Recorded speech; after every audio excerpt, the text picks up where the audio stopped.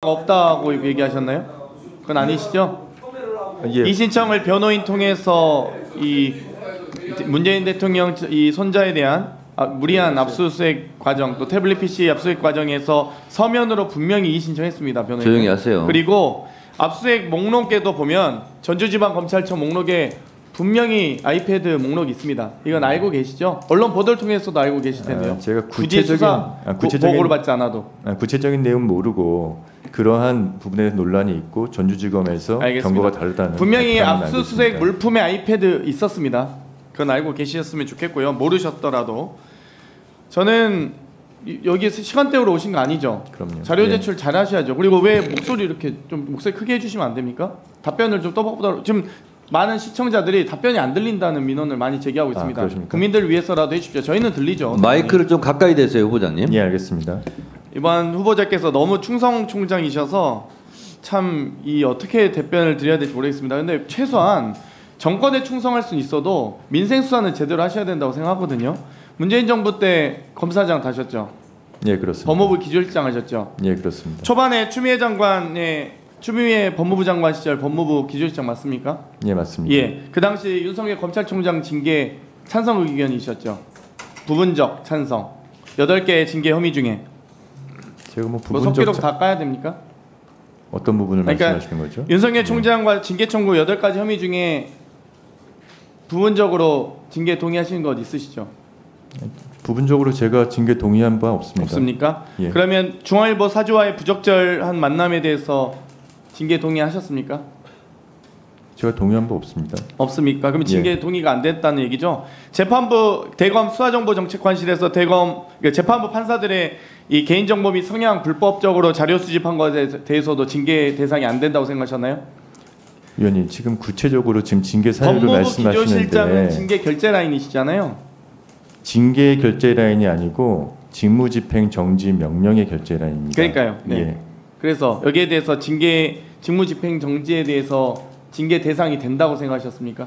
직무집행 정지 결재 과정에서 징계의 사유와 절차가 적법조차에 반하다고 생각해서 본인의 의견을 징계를 묻는 거예요. 거부했습니다. 그러니까 공무원이 행정 공무원이 아니시잖아요. 기조실장이잖아요. 그래서 법무부의 징계를 안 했습니다. 조정 예. 그리고 입장을 정리하는 최고 책임자 아닙니까? 예, 그렇습니다. 검사장급에. 예. 그래서 이거 지금 하나하나 묻고 계신 거예요. 지금 하나하나 답변 안 하시니까. 그럼 대검 감찰부에 이 한동훈 당시 검사에 대한 감찰 수사 착수 보고를 받고 감찰을 중단하게 한 혐의에 대해서는 어떤 입장이셨습니까?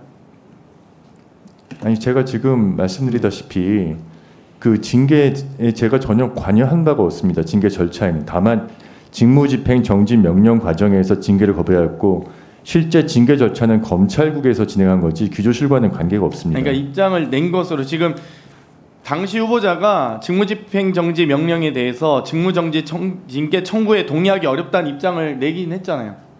예, 그렇습니다. 그렇죠. 그러면 징계 청구에 대해서 직무정지 징계 청구에 대해서 입장을 내셨으면 거기에 대한 검토를 하셨을 거 아니에요, 본인의. 그러면 검토도 안 하고 입장을 내신 거예요? 징계 청구에 대해서 동의하기 어렵다? 위원님, 그때 당시 상황을 제가 구체적으로 말씀드리기 어렵지만 그러니까 당시 상황 다 알고 있고요. 전 국민이 알고 있습니다. 그 상황에 대해서. 근데 본인이 지금 그 당시 기조실장 당시의 입장을 묻고 있는 거잖아요. 그래서 지금 하나하나 묻고 있는 겁니다. 이 한동훈에 대한 수사방해 목적으로 전문 수사 자문단 소집 강행해서 수사지휘권 부당하게 행사한 혐의에 대해서 어떤 입장이셨습니까? 저는 당시에 징계 절차가 전체적으로 적법 절차에 반하고 징계 사유에 대해서도 불분명하고 근거가 이 없다고 사유에 대해서 생각했습니다. 전부 그러면 지금 민원 원본인 것처럼 이 한동훈 전 총리 수사검사들에 대한 이 감찰이 민원 원본인 것처럼 허위 제출한 서류 이런 부분이라든지 감찰 착수 사실이 외부의 언론 보도 알려진 것, 또 국정감사 시 퇴임 후 정치시사 발언, 이런 정치적 중립 위반 이런 부분들 다 징계 대상이 아니다고 판단하신 거죠? 위원님, 제가 당시 징계 기록을 보거나 그런 부분이 전혀 없습니다. 일단은 없다고 하셨고 그러면 왜 여기에 대해서 징계 청구에 동의하기 어렵다고 하셨어요? 입장이 징계 대상이 없는데 그럼 입장을 내시지 말았어야죠. 입장을 징계 낸 게 내용도 모르고 입장도 없는데 왜 입장을 내셨습니까? 입장이 없는데. 입장을 낸 게 아니고 징계 절차에서 직무집행 정지 명령 공문에 결재를 거부했던 것입니다. 제가 저 입장을 별도로 아니 바꿔 내용도 발표한 적 모르면서 없습니다. 징계를 거부하십니까 그럼? 그 당시 상황은 거부할 수밖에 없는 상황이었습니다. 그러니까 왜요? 그러니까 답변해 보세요. 절차나 사유가 제가 결제할 수 없는 사유를 사유였습니다. 모르셨다면서 정당한 이유가 안 된다고 판단하셨는데 왜 사유를 알고 계신 것처럼 얘기하세요? 그러면 결제 거부하시면 안 됐죠. 그러면 사유는 어떤 사유인지는 보도자료를 보고는 알았습니다. 네, 그것도 예. 충분히 답변하시고요. 특활비 저희가 결산 소위하면서 보면은 전혀 소명 안 하십니다. 특활비가 무슨 쌈짓돈입니까? 저희 영수증 집행 내역 알려달라 했더니 이렇게 제출합니다. 이게 지금 영수증입니까?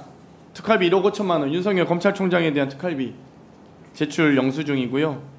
또 윤석열 당시 검찰총장 당시에 직무정지 영수증입니다. 두 건의 직무정지 중에도 11월 26일에 400만 원, 11월 30일에 2,821만 원 사용합니다. 과거에 박근혜 전 청와대에서 특활비 사용했다가 이거 문제된 거 아시죠? 예, 알고 있습니다. 탄핵 이 심판 과정에서. 근데 왜 직무정지된 검찰총장이 마음대로 이렇게 특활비 사용해도 됩니까? 그거를 당시 직무정지된 총장이 있었는지 아니면은 직무를 대행하고 있는 차장이 있었는지에 대해서는 잘 모르겠습니다. 이 당시 조남관 차장이잖아요. 네, 그렇습니다. 조남관 특활비 결제를 조남관 차장이 하지 않아요. 검찰총장이 합니다. 직무정지된 검찰총장이 자신이 셀프 결제해가지고 스스로 특활비 결제를 해서 사용한다니까요. 제가 그 그건 문제 부분은 아닙니까? 구체적으로 수사 사실관계를 대상 아닙니까? 모르기 때문에 제가 말씀드리기가 어렵습니다. 아니 그러니까 그거 적절한 행태, 그러니까 당연히 알진 못할 수 있죠. 근데 이게 제가 사실관계 말씀드렸잖아요. 본인이 셀프 결제해서 본인이 직무정지 과정에서 특활비 사용한 거 문제 아닙니까? 위원님께서 말씀하신 그 내용이 사실인지 여부에 대해서 제가 정확히 알지 못하기 때문에 답변드리기 어렵습니다. 최소한 본인 입장은 있으실 거 아니에요. 어려운 질문 하는 거 아니잖아요. 중학생도 이거 답변할 수 있습니다. 이 정도는. 직무정지된 검찰총장이 자기가 결제해서 특활비 사용할 수 있냐고요.